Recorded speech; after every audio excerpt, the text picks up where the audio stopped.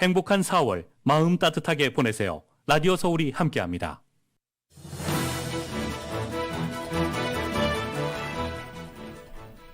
LA시장 선거의 주요 후보들로부터 공약을 들어보고 있는 저희 라디오 서울의 보도 특집. 오늘은 그 마지막 시간으로 노숙자와 치안 문제 해결을 앞세운 조 부스카이노 시의원을 만나봅니다. 지난해 LA 카운티 주민들의 삶의 질이 현저히 낮아진 것으로 나타났습니다. 인플레이션과 범죄율 그리고 팬데믹이 삶의 질이 하락한 주 원인이었습니다. 코로나 팬데믹 첫 12개월간 LA 카운티의 노숙자 사망이 56%나 증가했습니다. 이 기간 코로나19에 감염돼서 사망한 노숙자는 179명이었습니다. 2020년 전국에서 총기 관련으로 사망한 20세 미만이 4,300명을 넘은 것으로 집계됐습니다. 총기가 차량 충돌이나 약물 남용 등을 제치고 사망 원인 1위를 기록했습니다. 다음 주 독일에서 열리는 국방장관 회의에 지금까지 20여 개국 이상이 참석을 확정했다고 국방부가 밝혔습니다. 이번 회의에선 우크라이나에 대한 지원 문제와 함께 전쟁 이후 장기적인 방위 계획 문제도 점검할 예정입니다. 재무부가 북한 연계 해킹 조직의 소유로 추정되는 암호화폐 지갑 3개를 추가 제재 대상에 올렸습니다. 윤석열 대통령 당선인이 24일 대통령실 참모를 발표합니다. 윤석열 정부 초대 내각 인선 기조에서 크게 바뀌지 않을 것으로 보입니다. 검찰 수사권 폐지를 놓고 대치를 이어가던 더불어민주당과 국민의힘이 국회의장 중재안을 전격 수용했습니다. 김호수 검찰총장은 곧바로 사직서를 냈고 대검 차장과 고검장들도 직을 던졌습니다. 성상납 의혹 등이 제기된 이준석 국민의힘 대표에 대해 당 윤리위원회가 징계 절차에 착수했습니다. 선거를 코앞에 둔 상황이라 배경을 놓고 다양한 해석들이 나오고 있습니다. 공화당 연방 하원 의원들이 적대적 인수 합병 위기에 몰린 트위터를 상대로 인수 제한과 관련한 모든 기록을 남겨두라고 요청했습니다. 오늘 뉴욕 증시는 제롬 파월 의장의 50bp 금리 인상 발언 영향이 지속되면서 2% 이상 하락했습니다. 특히 다우지수는 2년 만에 최대 하락폭을 기록했습니다. LA로는 오늘 밤 곳에 따라 구름 끼는 날씨에 바람이 10마일에서 15마일 정도로 불겠습니다. 밤 최저 51도가량, 내일은 맑은 날씨가 예상됩니다. 낮 최고 기온 72도가량 되면서 오늘보다 많이 올라가겠습니다. 이 시간 주요 뉴스는 공항에서부터 목적지까지 모바일 체크인과 첨단 공기순환 시스템을 통해 안전한 기내 환경과 여행을 제공하는 아시아나 항공 제공입니다. 여러분 안녕하십니까? 김미회입니다. 안녕하십니까? 임승찬입니다. 4월 22일 금요일 라디오 서울 이브닝 뉴스 1부 시작하겠습니다.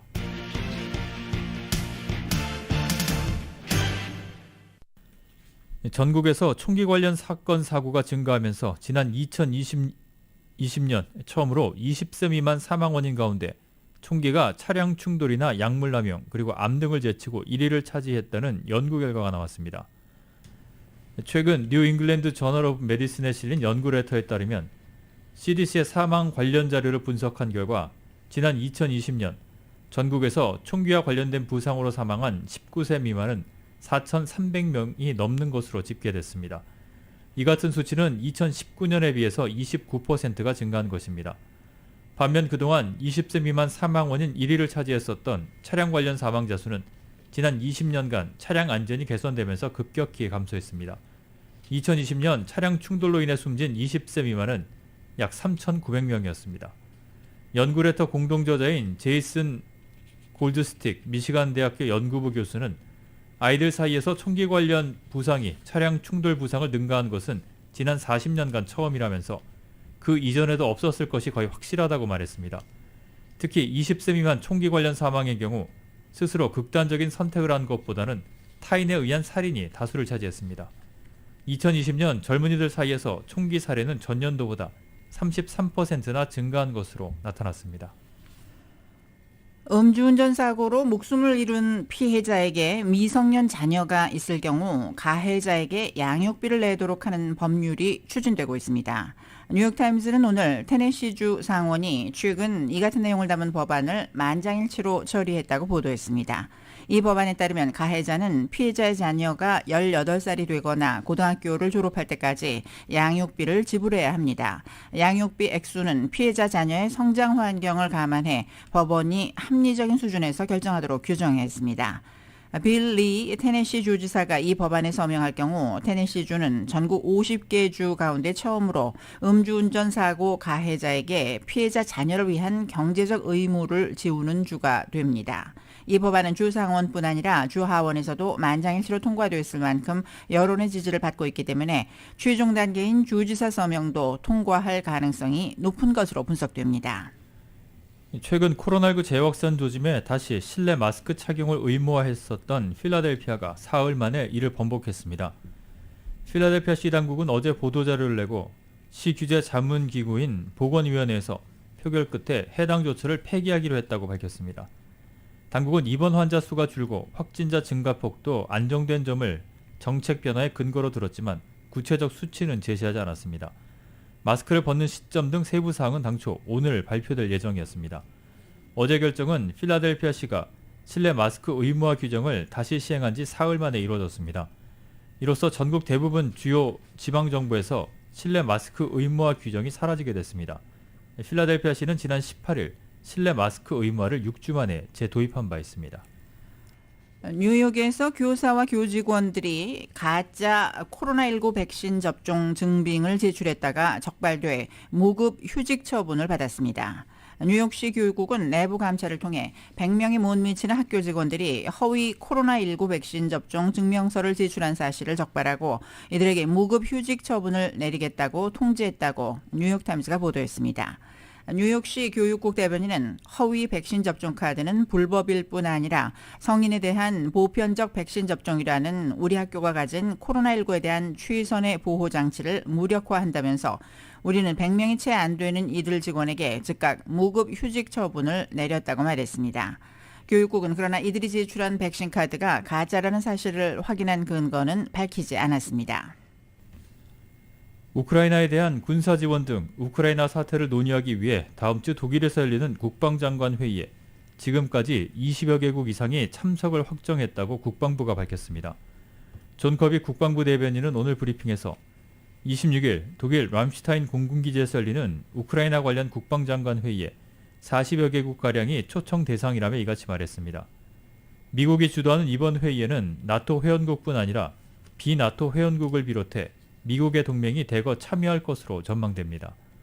커비 대변인은 이번 회의에선 우크라이나에 대한 지원 문제와 함께 전쟁 이후 장기적인 우크라이나의 방위 계획 문제도 점검하게 될 것이라고 전했습니다.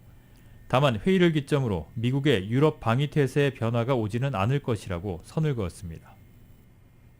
러시아의 침공에 맞서 싸우는 볼로디미르 젤렌스키 우크라이나 대통령이 올해 케네디 용기상 수상자로 선정됐습니다. AP통신은 어제 존 F 케네디 도서관 재단이 민주주의 수호 공로로 젤렌스키 대통령을 5명의 수상자 중 1명으로 뽑았다고 전했습니다. 재단은 젤렌스키 대통령이 조국의 명운을 건 싸움에서 우크라이나 국민의 정신과 애국심, 지칠 줄 모르는 희생을 지휘했다고 높이 평가했습니다.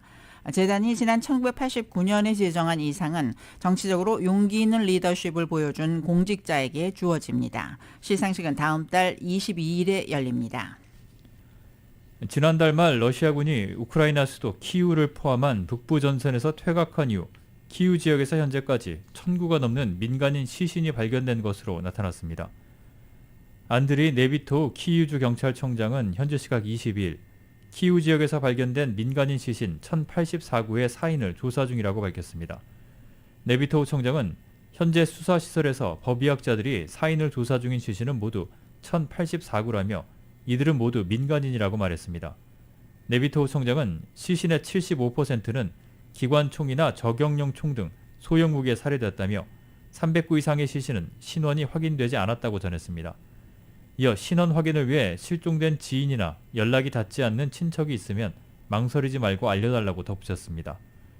러시아군은 키이우 인근 북부 전선의 점령지에서 민간인을 집단 학살했다는 의혹을 받고 있습니다. 러시아의 우크라이나 침공 목표가 우크라이나 동부 돈바스 전역과 남부의 완전한 장악이라는 러시아군 장성의 발언이 나왔습니다. 이런 가운데 유엔 사무총장이 오는 26일 모스크바를 방문해 푸틴 러시아 대통령을 만납니다. YTN이 보도합니다. 러시아군 중부 군광부 부사령관 루스탐 민네카예프 준장은 우크라이나 특별군사작전 2단계에서 러시아군의 과제 가운데 하나는 우크라이나 돈바스 지역과 남부 지역에 대한 완전한 통제를 확보하는 것이라고 말했습니다. 이어 돈바스 지역 통제는 러시아가 2014년 우크라이나에서 병합한 크림 반도와 연결되는 육상 회랑을 만들 수 있게 해줄 것이라고 덧붙였습니다. 또 우크라이나 남부 지역의 통제는 러시아군에게 몰도바의 친러시아 분리주의 지역인 트란스니스트리아로 나아갈 수 있는 또 다른 출구를 만들어 줄 것이라고 말했습니다. 트란스니스트리아는 1990년 몰도바에서 분리 독립을 선언한 친러시아 성향의 분리주의 공화국이지만 국제사회는 이를 인정하지 않고 있습니다. 50여만 명의 주민 가운데 약 30%가 러시아인입니다. 러시아는 1992년 몰도바와 맺은 협정에 따라 트란스니스트리아에 평화유지군 명목으로 수천 명의 군대를 주둔시키고 있습니다. 이런 가운데 안토니우 구테러스 유엔 사무총장이 오는 26일 모스크바를 방문해 블라디미르 푸틴 러시아 대통령을 만납니다. 유엔은 구테러스 사무총장이 26일 모스크바에서 세르게이 라브로프 러시아 외무장관과 회담할 것이라고 밝히고 푸틴 대통령도 구테러스 사무총장을 접견할 것이라고 밝혔습니다. 구테러스 사무총장은 지난 19일 러시아와 우크라이나를 각각 방문해 양국 정상을 만나고 싶다는 내용의 편지를 두 나라 유엔 주재 대표부에 전달했습니다. YTN 김원배입니다. 미국이 중국과 안보 협정을 체결한 솔로몬 제도에 중국군의 배치가 현실화할 경우 그에 맞춰 대응할 것이라고 강력하게 경고했습니다. 커트 캠벨 백악관 국가안보회의 인도태평양 조정관이 이끄는 미국의 고위급 대표단은 솔로몬 수도에서 마나세 소가발의 총리를 만나 중국과의 안보 협정에 대해 심도 있게 논의했다며 이같이 밝혔습니다. 백악관은 성명에서 대표단이 소가발의 총리와 면담에서 영구적인 군사 배치, 군시설 구축 등을 위한 조치가 취해질 경우 미국은 상당히 우려하며 적절하게 대응할 것이라고 말했다고 전했습니다. 이어 솔로몬 제도 측은 협정이 자국 내에만 적용된다고 했지만 미 대표단은 협정이 미국과 동맹국에 잠재적으로 영향을 미칠 수 있다는 점을 주목했다고 말했습니다. 이에 대해 소가발의 총리는 중국과의 안보 협정상 군기지나 장기 병력 주둔 등은 없을 것이라고 강조했습니다. 연방재무부는 북한 연계 해킹 조직인 라자루스 소유로 추정되는 암호화폐 지갑 3개를 추가로 제재 대상에 올렸습니다. 재무부 해외자산통제국은 오늘 보도자료와 트위터를 통해 라자루스 그룹의 암호화폐 지갑 3개를 제재 명단에 포함했다며 북한은 미국과 유엔 제재를 우회해 자금을 조달하기 위해 사이버 범죄와 같은 불법 행위에 의존하고 있다고 밝혔습니다. 앞서 지난 14일 재무부는 블록체인 비디오 게임 엑시 인피니티의 6억 달러가 넘는 암호화폐 해킹의 배후로 라자루스를 지목한 바 있습니다. 라자루스는 북한군 정찰총국과 연계된 조직으로 추정되며 2014년 김정은 위원장을 직접 조롱한 영화를 제작한 소니 픽처스를 해킹하면서 전 세계의 이목을 집중시켰습니다.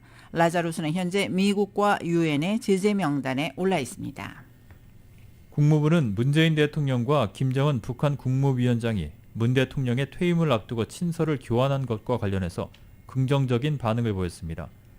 젤리나 포토 국무부 부대변인은 오늘 전화브리핑에서 남북 친서 교환과 관련한 입장에 대한 질문에 친서 교환에 대해선 언급할 말이 없다고 답했습니다. 그러면서도 포토 부대변인은 내가 할 수 있는 말은 미국은 남북 협력을 강력히 지지하며 그것이 한반도에서 한층 안정적인 환경을 만드는 데 중요한 역할을 할 것으로 믿는다는 점이라고 말했습니다. 앞서 청와대는 문 대통령이 김 위원장에게 친서를 보내서 대화로 대결의 시대를 넘어야 한다는 당부를 전했다고 밝혔습니다.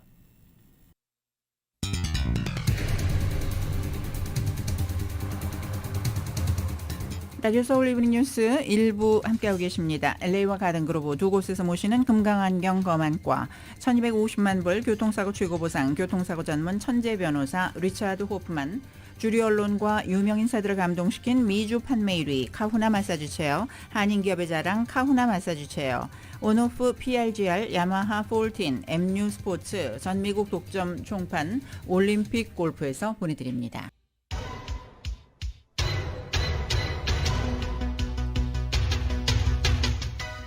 5시 18분 조금 지나고 있습니다. 라디오 서울 AM 1650 이브닝 뉴스 함께하고 계시는데요. 이 시간 교통정보입니다. 새로운 모빌리티 세상을 열어가는 아이오닉5, 이 시대 가장 진화한 전기차, 완전히 새로운 현대 아이오닉5 제공입니다.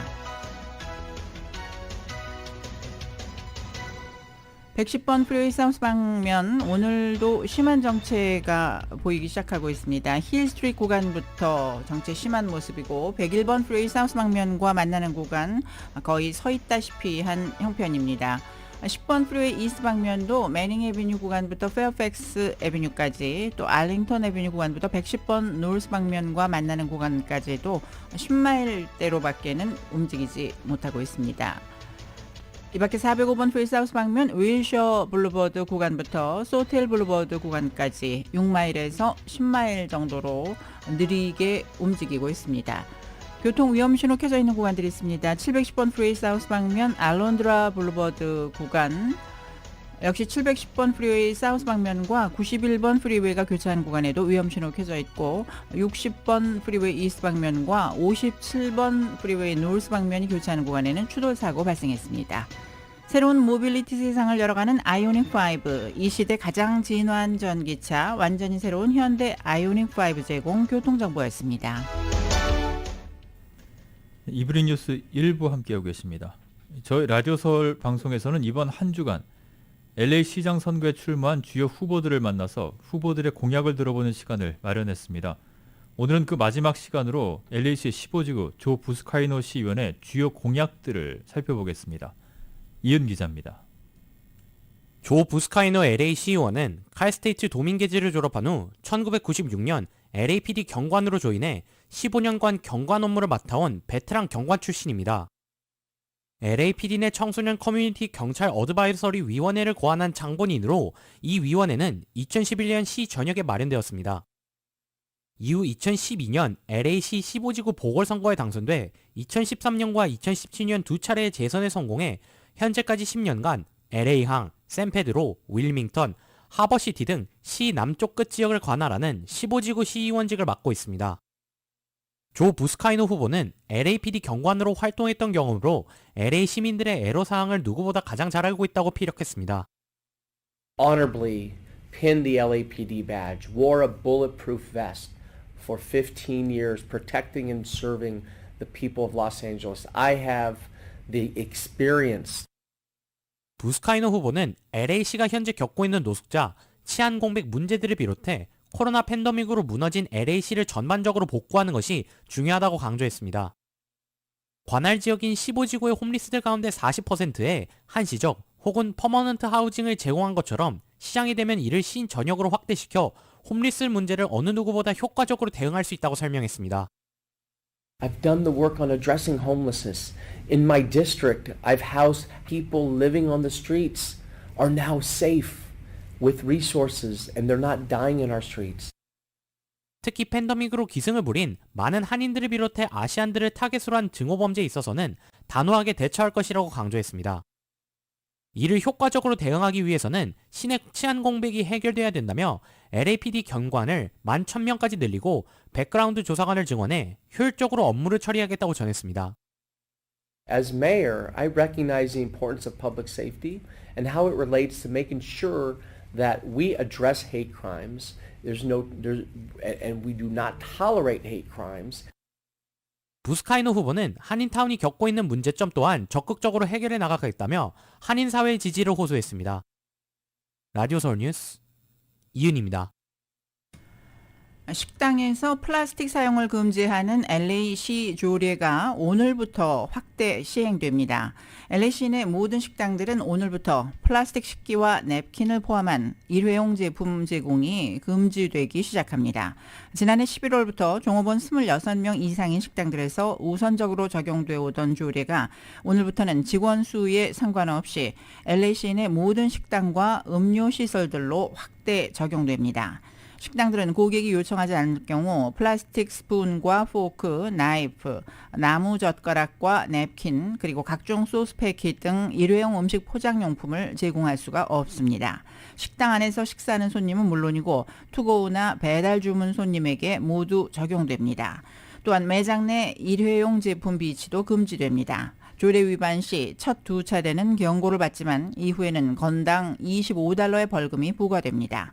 1년 최대 벌금 부과액은 $300입니다.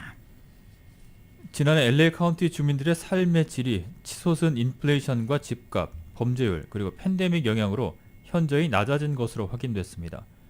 UCLA 러스킨 스쿨이 공개한 2022년 삶의 질 인덱스에 따르면 LA 카운티 주민들의 삶의 질은 100점 중 53점으로 2020년 그리고 2021년에 비해서 5점이 낮았습니다.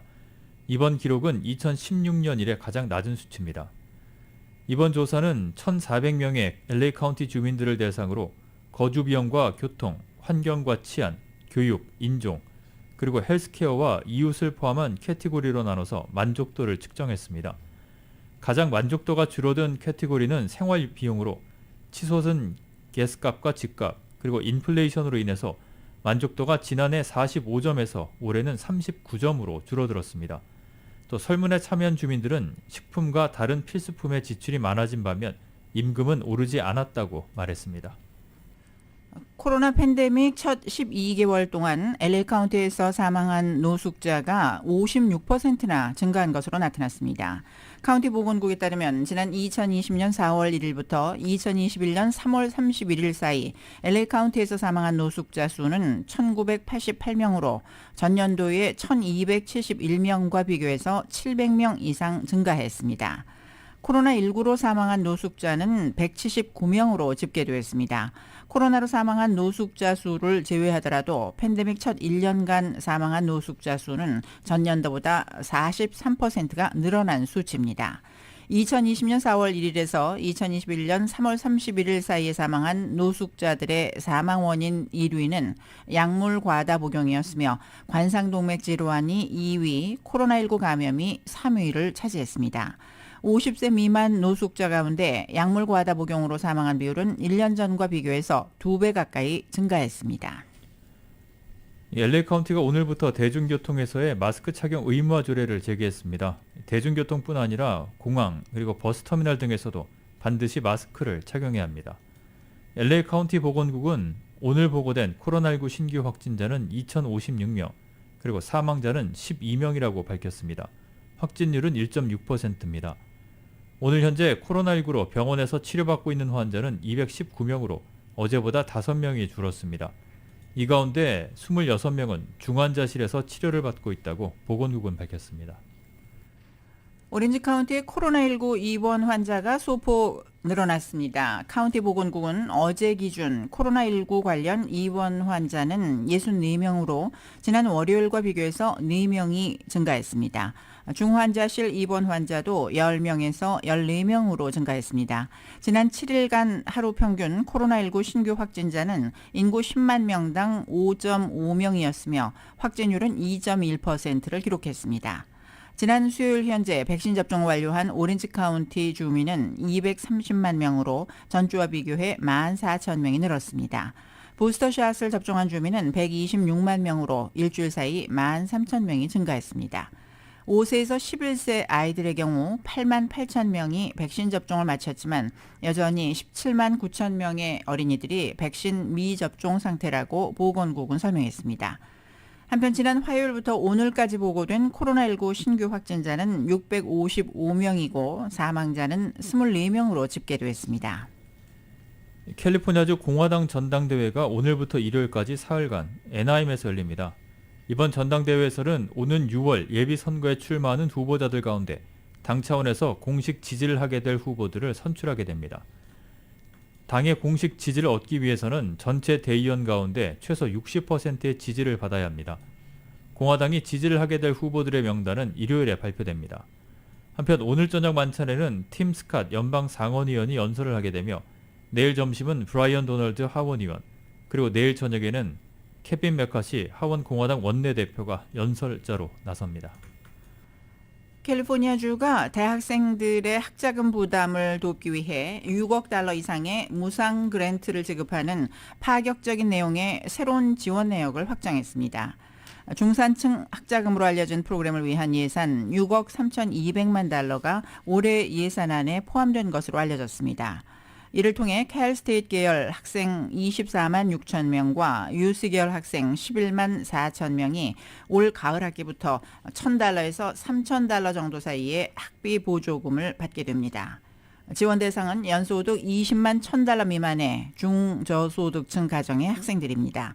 무상으로 지원되는 만큼 지원금을 되갚을 필요는 없습니다. 그러나 커뮤니티 컬리지를 포함한 다른 대학 학생들은 지원 대상에서 제외됩니다. LA 카운티의 가솔린 평균 가격이 25일 연속 하락했습니다. AAA는 오늘 LA의 가솔린 평균 가격이 어제보다 0.4센트 내린 갤런당 $5 78.2센트라고 밝혔습니다. 한 달 전과 비교하면 22.9센트가 떨어졌지만 1년 전보다는 여전히 $1 75센트가 높은 가격입니다. 오렌지 카운티 가솔린 평균 가격은 어제와 같은 갤런당 $5 72.6센트를 기록 중입니다. 오렌지 카운티 가솔린 가격은 한 달 전과 비교해서 24.1센트 낮아졌지만 1년 전보다는 $1 72센트가 올랐습니다. AAA는 LA 지역의 가솔린 도매 가격이 수요일 상승하기는 했지만 역대 최고가를 기록했었던 3월 23일과 비교하면 여전히 75센트가 낮은 가격이라며 도매가 하락세는 당분간 계속될 것으로 전망했습니다.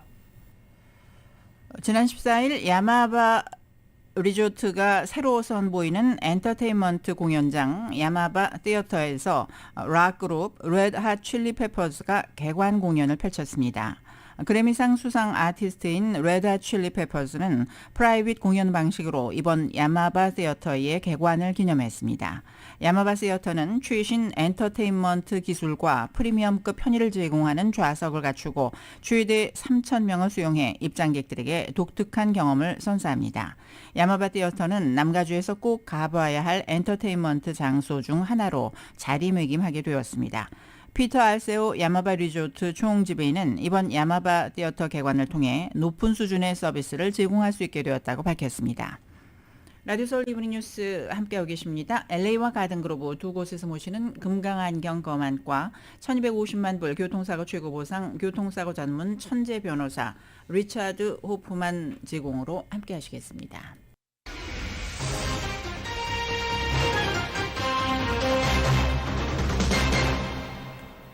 네, 이브닝 뉴스 1부 한국 소식입니다.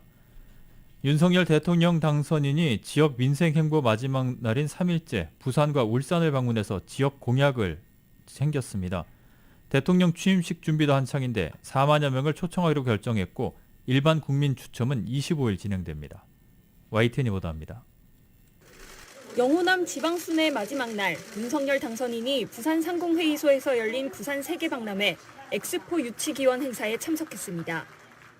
윤 당선인은 새 정부가 모든 역량을 집중해 엑스포 유치에 힘쓰겠다며 재계에서도 협력해달라고 당부했습니다. 정부의 외교적 역량도 총집결하겠습니다마는 여기 계신 우리 기업인들의 이 경제 외교 활동 역시 매우 중요합니다. 부산 센터미지구 도시첨단 산단과 반송 큰시장, 울산 오일가스 허브 건설 현장 등 주요 산업시설과 시장을 찾아서는 지역별 미래 먹거리를 챙기겠다고 약속했습니다.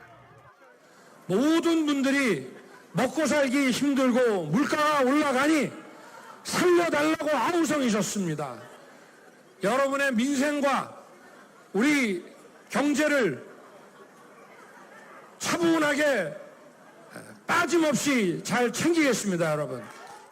지역경제 되살리기 차원이라고 밝혔지만 6월 지방선거를 앞두고 민심에 호소하려는 의도로 보입니다. 이런 가운데 다음 달 10일 취임식 준비도 윤곽이 잡혔습니다. 초청 규모는 모두 4만 1,000명으로 방역 지침이 완화되면서 기존 계획보다 늘어났습니다. 세부 초청 대상은 논의 중이고 관례에 따라 전직 대통령과 전직 대통령 유족 등이 초청될 예정입니다. 지방자치단체장이나 지방의회, 각계 대표, 재외동포 이제 이런 분들이 계실 수 있죠. 또 전 현직 대통령 및 그 유족, 또 지금 현직 대통령으로 취임하시는 분의 지인이나 가족도 초청 대상에 포함될 수 있습니다. 일반 참여를 신청한 국민에 대한 추첨은 오는 25일 예정돼 있는데 이로부터 나흘 뒤 인수위 공식 홈페이지에서 결과를 확인할 수 있습니다. 취임식에 드는 예산은 33억 원 정도인데 대통령 취임 준비위는 물가 상승률로 인해 매번 역대 최고를 기록했다고 설명했습니다. YTN 박서경입니다. 윤석열 정부 초대 내각 인선을 보면 능력지일주의를 표방했지만 당선인이 직접 겪어본 사람 위주의 이명박 박근혜 정부 인사라는 특징이 있습니다. 내일은 대통령실 참모를 발표하는데 이 기조는 크게 바뀌지 않을 것 같습니다. YTN입니다. 윤석열 당선인이 직접 낙점한 회심의 카드 한동훈 법무부 장관 후보자는 20년 가까이 검찰 한솥밥을 먹은 최측근입니다. 행정안전부 장관 후보 이상민 변호사는 충암고 서울대법대 직속 후배로 윤 당선인의 물밑 조력자. 40년 지기 표현엔 선을 그었지만 복지부 정호영 후보자 역시 윤 당선인이 국정원 댓글 사건으로 좌천됐을 때 대구에서 소주잔을 기울이던 사이입니다. 서울대법대 2년 선배로 함께 고시 공부를 한 권영세 의원도 삼고 초력 끝에 통일부 장관에 앉혔습니다.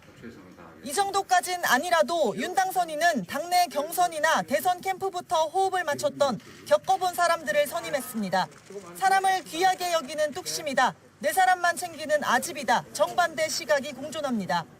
동시에 올드보이의 귀환도 돋보이는데 한덕수 국무총리 후보자부터 김대기 비서실장 내정자 등 무려 10명이 과거 이명박 박근혜 정부에서 일했습니다. 착실하게 엘리트 코스를 밟은 관료, 이른바 늘공을 선호하는 게 특징입니다. 나란 일을 했던 이력 덕분인지 사회이사를 지낸 후보자도 7명에 달합니다. 이해충돌 우려를 의식하면서도 실력 있는 검증된 인재를 쓰겠다는 인사기준이 반영된 겁니다. 대통령실 참모 인선도 이 기조에서 크게 벗어나지 않을 걸로 보입니다. 국가안보실장 김성한, 경제수석 최상목, 사회수석 안상훈, 시민사회수석 강승규 등 내정자들 몇몇이 인수위나 대선 캠프에서 함께한 얼굴들입니다.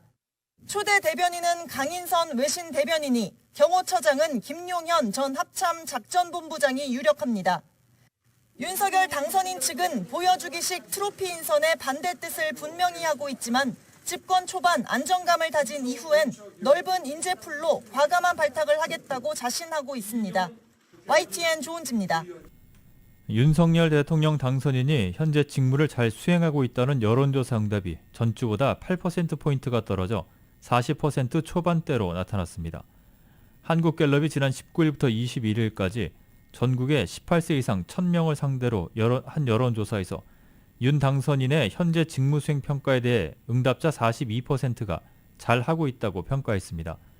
이는 전주 여론조사에서의 긍정평가보다 8%포인트가 떨어진 수치입니다. 잘못하고 있다는 전주보다 3%포인트 상승한 45%로 나타났습니다. 당선인의 직무 부정평가 이유를 묻는 말에는 인사가 26%를 기록해 1순위로 나타났고 집무실 이전이 21%, 독단적, 일방적이 9%로 뒤를 이었습니다.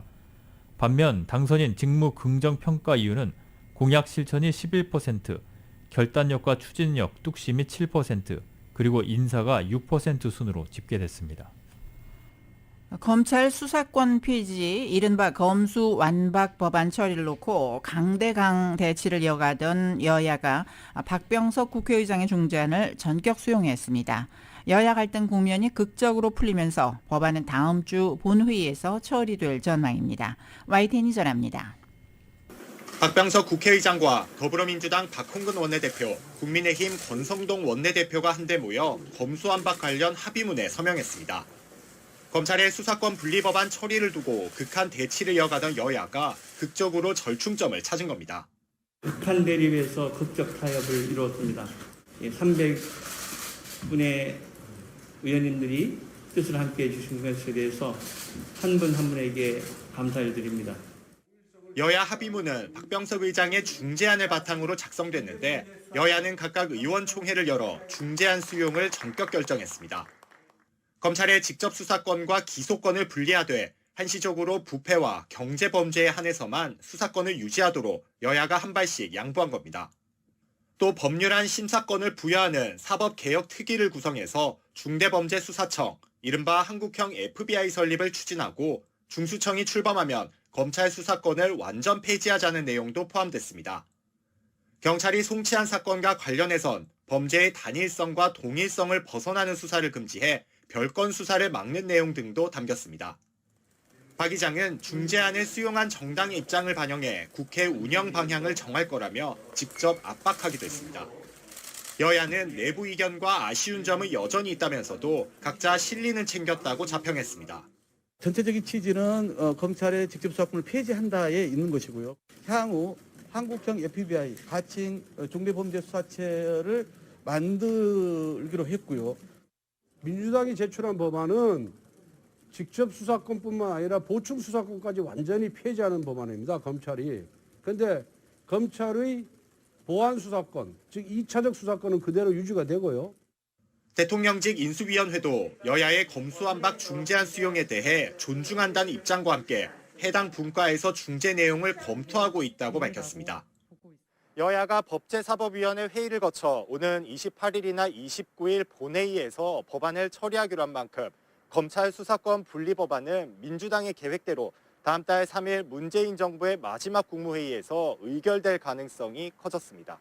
YTN 김지환입니다. 국회에서 여야가 손을 맞잡은 순간 검찰 조직은 싸늘하게 얼어붙었습니다. 김호수 검찰총장이 곧바로 사직서를 냈고 대검 차장과 전국 고검장들도 직을 던지는 유례없는 줄사태가 벌어졌습니다. KBS가 보도합니다. 더불어민주당과 국민의힘이 잇따라 수사권 폐지 중재안을 수용했다는 소식이 전해지고 1시간 만에 김호수 검찰총장은 사직서를 제출했습니다. 이 모든 상황에 책임을 지겠다는 짧은 입장만 남겼습니다. 이틀 전 박병석 국회의장을 만났던 김 총장은 어제 아침까지만 해도 자세를 낮추며 국회의 화답을 기다리는 모습이었습니다. 국민들이 또 국회에서 또 여론에서 원하지 않는 권력 수사는 하지 않는 것이 또 필요할지도 모른다, 그런 판단을 해봅니다. 하지만 수사권 폐지 대신 특별법으로 검찰의 공정성을 보강하자는 제안이 중재안에서 빠지자 결국은 직을 내려놨습니다. 앞서 문재인 대통령을 만나 마지막까지 최선을 다하겠다며 사의를 철회한 지 나흘 만입니다. 김 총장의 뒤를 이어 서울, 수원, 대전, 대구, 부산, 광주의 고검장 6명도 모두 사퇴를 선언했고 고검장급인 박성진 대검차장과 구본선 법무연수원 연구위원도 사의를 표명했습니다. 검찰 최고수장인 총장과 고검장들이 동시에 직을 던진 것, 검찰 역사상 처음 있는 일입니다. 대검은 중재안에 대해 단호하게 반대한다는 입장을 내놨습니다. 시행 시기만 늦췄을 뿐 민주당 법안과 다를 게 없다고 했는데 권력형 수사와 선거 수사를 모두 검찰이 하지 못하게 하는 등 정치권의 이해관계가 맞아떨어졌다는 지적도 나옵니다. 일선 검사들은 야합, 역사적 퇴행이라는 격한 반응까지 내놨습니다. 검찰은 법안이 통과될 때까지 설득에 나서겠다면서도 헌법재판소에서 위헌 여부를 다투는 방안도 논의 중입니다. KBS 뉴스 이화진입니다. 한미 정상회담이 다음 달 21일 서울에서 열리는 방안이 유력한 가운데 미국 측 사전 답사단이 오늘 한국에 도착합니다. 답사단은 회담 장소로 거론되는 곳들을 돌아보며 일정과 동선 등을 확인할 것으로 알려졌습니다. 대통령 집무실이 서울 용산 국방부 청사로 이전한 뒤에 열리는 정상회담인 만큼 용산 전쟁기념관과 국방 컨벤션 센터 등 최소 5곳 이상이 회담 장소로 검토되고 있는 것으로 전해졌습니다. 지금까지 한국 소식 전해드렸습니다. 라디오 서울 이브닝 뉴스 잠시 후에는 경제 소식 전해드립니다. 주류 언론과 유명 인사들을 감동시킨 미주 판매 1위 카우나 마사지 체어, 한인기업의 자랑 카우나 마사지 체어, 온오프 PRGR, 야마하 볼틴, MU 스포츠, 전 미국 독점 총판, 올림픽 골프 제공입니다.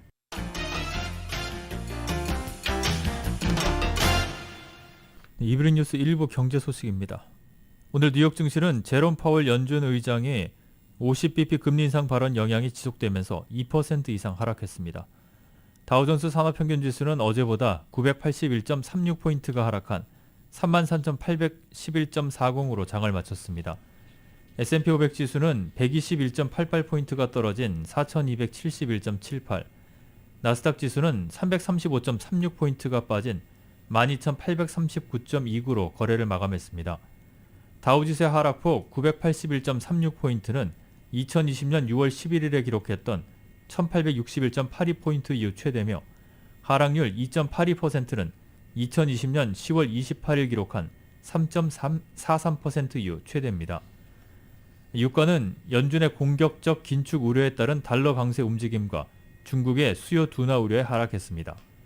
뉴욕 상업거래소에서 6월물 서부 텍사스산 원유 가격은 어제보다 1달러 72센트 하락한 배럴당 102달러 7센트에 거래를 마쳤습니다. 테슬라가 1분기에 생산한 전기차 가운데 거의 절반이 가격이 저렴한 리튬 인산철 배터리를 탑재한 차량인 것으로 나타났습니다. 전기차 전문 매체 일렉트릭은 오늘 테슬라의 1분기 재무보고서를 인용해서 이같이 보도했습니다. 테슬라는 보고서에서 장기적인 전기차 생산 능력지이고 다양한 용도에 맞춘 제품의 최적화, 배터리 공급 기반 확대 등을 위해 1분기 신차의 절반가량의 리튬 인산철 배터리를 장착했다고 밝혔습니다. 일론 머스크 CEO는 전기차 배터리의 주요 원재료인 니켈과 코발트 가격 급등과 공급 부족 등을 우려하면서 리튬 인산철 배터리를 탑재한 전기차를 더 많이 생산하겠다는 입장을 여러 차례 밝혔습니다. 중국 업체들이 주도하는 리튬 인산철 배터리는 한국 업체가 주로 생산하는 니켈, 코발트, 망간 등 3원계 리튬 이온 배터리보다 주행거리가 짧은 단점을 갖고 있지만 비용이 저렴하고 열 안정성 면에서 유리한 것으로 알려졌습니다. 앞서 테슬라는 지난해 모든 표준 주행거리 전기차에 리튬 인산철 배터리를 장착하겠다고 발표했고 중국 공장에 이어 캘리포니아 공장에서 생산하는 표준 주행거리 모델 3도 배터리를 바꿀 계획입니다. 트위터의 크리에이터들은 앞으로 가상화폐로 돈을 받을 수 있게 됐습니다.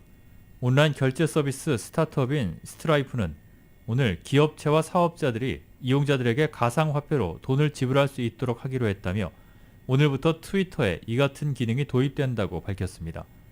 가상화폐로는 달러와의 연동된 스테이블 코인의 하나인 USD 코인이 이용됩니다.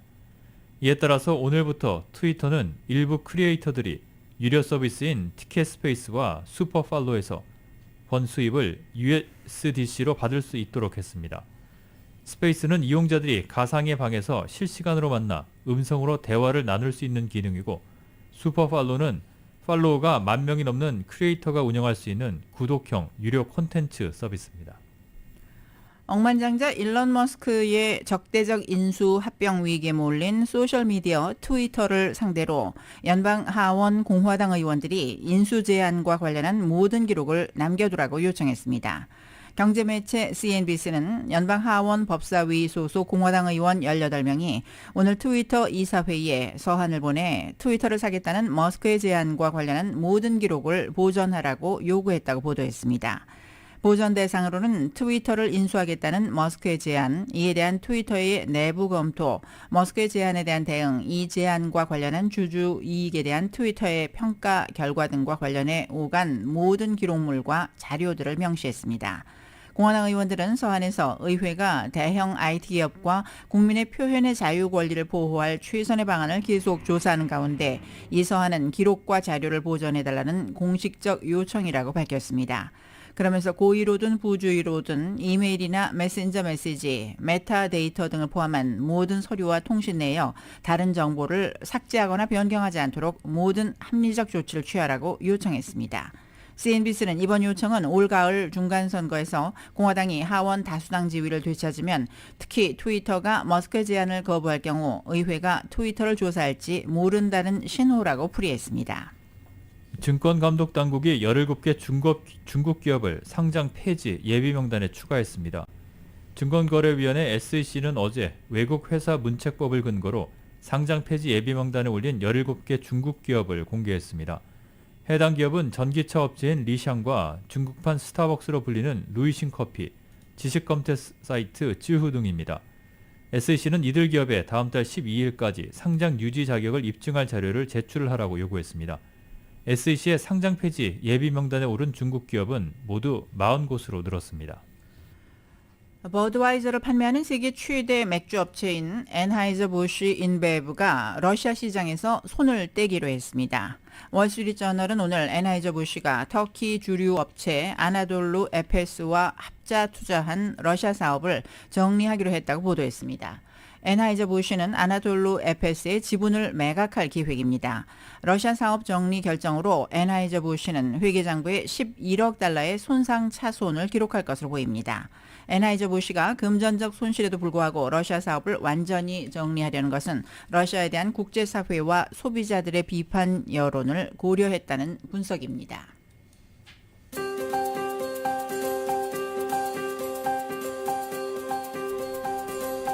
금요일 저녁 라디오 서울 이브닝 뉴스 날씨 전해드립니다. 매운 치킨의 완결판 맥도날드 스파이스 치킨과 너겟을 즐기세요. 맥도날드 제공입니다. 오늘 LA 카운티와 벤츄라 카운티 일대에 오늘 저녁 8시까지 강풍주의보가 발효 중입니다. 또 해안가에는 내일 토요일 저녁까지 오렌지 카운티와 샌디에고 카운티 해안 등지에 파도주의보가 내려져 있습니다. LA로는 오늘 밤 곳에 따라 구름끼겠고 바람이 10마일에서 15마일 정도로 불겠습니다. 밤 최저 51도, 내일은 맑은 날씨가 예상됩니다. 낮 최고 기온 72도로 오늘보다 7, 8도 이상 올라갑니다. 밤 최저 55도가량이 되겠고 한편 일요일에는 낮 기온이 80도대 중반으로 더 올라갈 것으로 예보되고 있습니다. 내일 낮 최고 기온 오렌지 카운티 78도, 웰리와 인랜드 엠파이어 79도, 해안가는 68도, 산악지대 55도로 예상됩니다. 하와이 호놀룰루 오늘 저녁 흐린 날씨 보입니다. 밤 최저 73도, 내일도 역시 곳에 따라 흐리고 바람이 20마일 정도로 불겠습니다. 낮 최고 82도가량입니다. 한국은 오늘 수도권만 흐리고 서늘한 날씨를 보이고 있고 남부지방을 비롯한 다른 지역은 기온이 크게 올랐습니다. 내일은 중부지방에서도 때이른 더위가 찾아오겠습니다. 오늘 서울 기온이 한낮에 섭씨 27도로 예상됩니다. 매운 치킨의 완결판 맥도날드 스파이스 치킨과 너겟을 즐기세요. 맥도날드 제공이었습니다. 이브닝 뉴스 1부 지금까지 LA와 가든그로브 두 곳에서 모시는 금강안경 검안과 1250만 불 교통사고 최고 보상 교통사고 전문 천재 변호사 리차드 호프만, 주류 언론과 유명 인사들을 감동시킨 미주 판매 1위 카후나 마사지 체어, 한인기업의 자랑 카후나 마사지 체어, 온오프 PRGR, 야마하 볼틴, MU 스포츠, 전미국 독점 총판, 올림픽 골프에서 보내드렸습니다. 잠시 후 6시부터는 라디오 서울 이브닝 뉴스 2부가 계속됩니다.